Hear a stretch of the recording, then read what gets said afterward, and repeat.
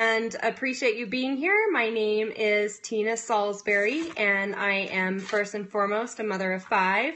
I am a busy mom, and my message, I hope, is to help other moms to be able to just find balance in their lives and to find confidence. And I believe that health and fitness brings a lot of those things into our life when we take care of ourselves first. So I coach other people with fitness and nutrition, and just am so happy to just spread goodness. So I was brought a topic today by actually a couple of different people, and it's something that I care a lot about, and it's about nighttime eating. And if you followed my story a little bit, you might know or might not know that I am a recovering binge eater, and especially a nighttime binge eater. That was something that I've really had to learn to overcome and to really try to find out more about myself and why I was creating these habits around binge eating at night. So it wasn't, where I would have a couple of cookies or maybe a bowl of ice cream, but, before I'd know it, half the gallon was gone and 2 sleeves of Oreos. So if you've been there, I empathize with you and I understand how hard it is to overcome food as our comfort or kind of as our addiction for different things. But I've learned a lot and know that that we can do that, and you can retrain your brain and retrain your habits. So I'll, to give you a little bit of information, then I'll be here to answer some questions if I can, to just share my story and some experience. So, but the one thing, why will your brain not shut off, or why might you be overeating at night, is interesting. I've read and learned a lot about this, and a study was done actually that it might not just be your willpower at night that's making you fail at this. Actually, at nighttime, your brain just does not process to stop. So it doesn't, and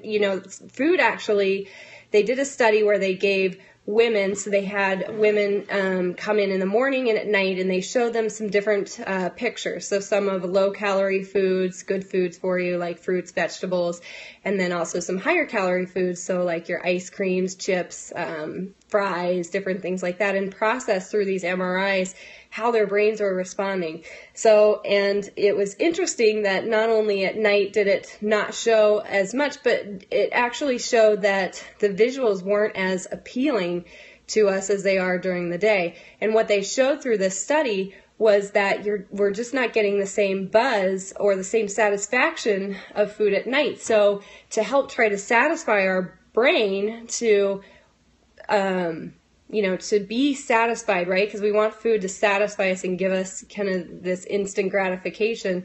To do that, we just keep eating more and more in an attempt to do this, but our body is not registering that. So we're feeding it for no reason at all, and it's just helping us to create these unhealthy habits and wake up feeling gross. I always wake up with a headache, and it's fueling this counterintuitive action that our body really wants. So sometimes knowing that, and I bring up kind of more of that scientific side because I think in helping me to kind of realize that, it might help me to realize what was causing these cravings and, why I wasn't able to resist in temptations as much as I was maybe during the day. And it's also tried to help me foster some habits that change that and have made that a little bit better. So I want to share with you 5 tips that can help you to reduce your eating at night and to help you kind of reshape those habits. So,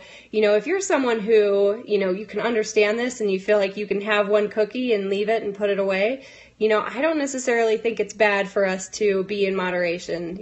There's obviously the best, there's better, and then there's worse. I would much rather people be better, make better choices rather than best choices, and not feel deprived and go off the deep end, and lose track of their goals. But if you're like me, I a lot of times lack that willpower to do that. So some of these tips might help you a little bit better if you're not someone who can kind of put that in balance a little bit. So the first thing for me, some things I just have to keep out of the house. I know if it's there, that it's just going to be really hard for me to resist that temptation. So it might just be something where you're just going to have to be willing to go without and, try to find other things that balance that. So I think that that's the healthiest way, is if you can refine something that will balance that or help you understand what triggers those really are. So here's a couple of examples of that. So I had a client that I was working with, and she ate chips. She loved chips, and just at night what she found was she just really loved that crunch, that texture. And so we tried a few different things, and she tried eating just carrot sticks at night. And she actually did really well with that, and it really helped her because she got the satisfaction of that crunch from the carrots, but she didn't obviously gain all the calories and bad stuff from the chips, and it was really that crunch that she really liked. So I keep a food journal, and I recommend that all of my clients keep a food journal because it can help you, and look at these times when you feel like you're craving things at night and really think about why you're craving it. Because a lot of times we're just trying to satisfy emotionally. Did you have a bad day? Are you tired? Are you bored? Are you stressed out? And, you're trying to feed those emotions rather than find some different productive ways to do with it. Sometimes if you understand that, when you do understand that and know that, a lot of times you can replace those with different things. So that might be one thing that works for you. Just keep it out of the house, or really understand what it is that you are enjoying from that food that you're getting, and see if there's a healthier option that you can switch that out for. Another thing is just to come up with 2 or 3 different things that are good for you, that you enjoy doing, that you can replace some of that empty time at night. If you find yourself eating because you sit down in front of the TV or sit down in front of the computer and play video games, or, you sit, you're just exhausted and you finally have a break on your time. If you find yourself consistently eating at that time, find something that you can add into your life that you will enjoy. Maybe it's a bath, maybe it's going in the other room to read a book, maybe it's going out of the house, which works for me, and going to do some shopping or going for a walk, somewhere where those temptations aren't there. So try to find a way to understand what you're doing at those times, and to try to build in some other good things into your life too. So number 3 is just shut down your kitchen. If you have a time that you will shut down your kitchen, that will be a trigger for you. So I've kind of adopted eating by a style called intermittent fasting. And really the reason that I love this approach, and it's really that you just eat during a certain time of the day. So my time, I eat between 10 o'clock in the morning and 7 o'clock at night. The reason this really works for me is because it helps to trigger me to know what times to eat. So I know at 7 o'clock that I'm not going to be eating anymore after that. So it helps me to be a little bit stronger rather than go back and forth with my mind of, do I want this, do I not want this, to just shut it off. So we shut down the kitchen, we do all the dishes, clean everything up. I shut my pantry door physically so that it's shut tight. And they're just good cues for me when I shut down the kitchen to be out of there, to create moments and be with my kids and my family in other places in our house, and to do other things. So shut down your kitchen and have a specific time every day that you shut down your kitchen. Number 4. Create a visual for yourself, similar to shutting down the kitchen. Maybe you brush your teeth before, right after dinner. If you're like me, sometimes that I never want to dirty my mouth after I brush my teeth. So sometimes brushing early or just doing that after I eat is a good visual for me to know that I've shut it down for the night, I'm not going to eat anymore, and then I've put it away.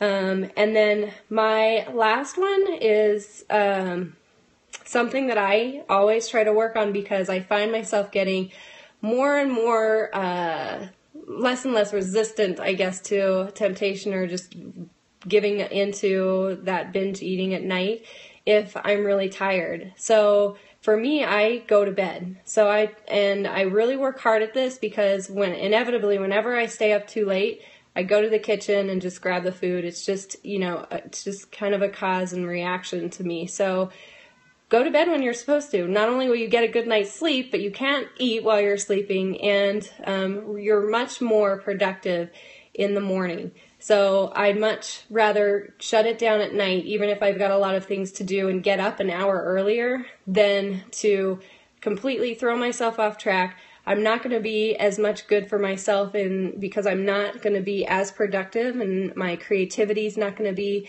there at night like it is in the morning. So doing much better to do that. So I'd love to know what questions you guys have, what you want to hear more about this topic, and which tips help you best that you want to try. And give one a try. Try one out tonight and see how it goes. So talk to you tomorrow.